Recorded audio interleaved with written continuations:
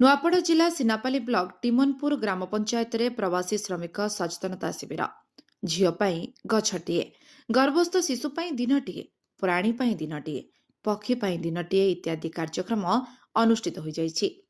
जिलापाल मधुसूदन दास सभापतित्व अनुष्ठित यह महासमारोह जिलार अतिरिक्त उन्नयन अधिकारी क्षमानिधि भोई, उपजिलापाल सुर्मी सोरेन, सीडीएमओ डॉक्टर धनेश्वर सेठी, बीडीओ कर्मी ओराम, तहसिलदार रूपांजलि माझी, ब्लॉक उपाध्यक्षा मीना घिवेला, स्थानीय सरपंच वैकुंठ दंडसेना प्रमुख अतिथि हिसाब से जोग देथिले।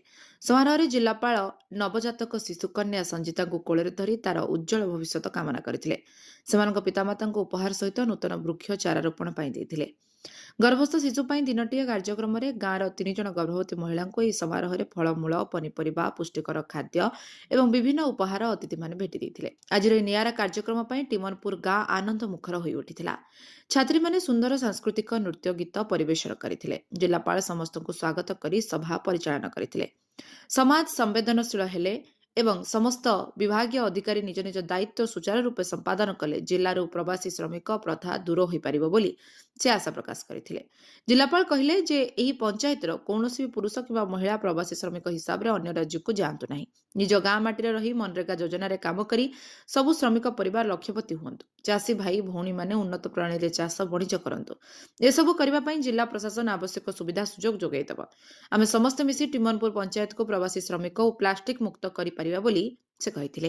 शिविर में अतिथिगण तथा विभिन्न जिला स्तरीय अधिकारी जोगदे श्रमिक, कृषक तथा महिला एवं जनसाधारण विभिन्न विभागीय लोकाभिमुखी योजना संबंध में अवगत कराइथिले। ए अवसर में मनरेगा योजना 100 दिन अधिक श्रमदान करथिबा श्रमिक मानकु नारिकेल उपढौकन सहित वृक्ष चारा दे संबर्धित करा जायथिला।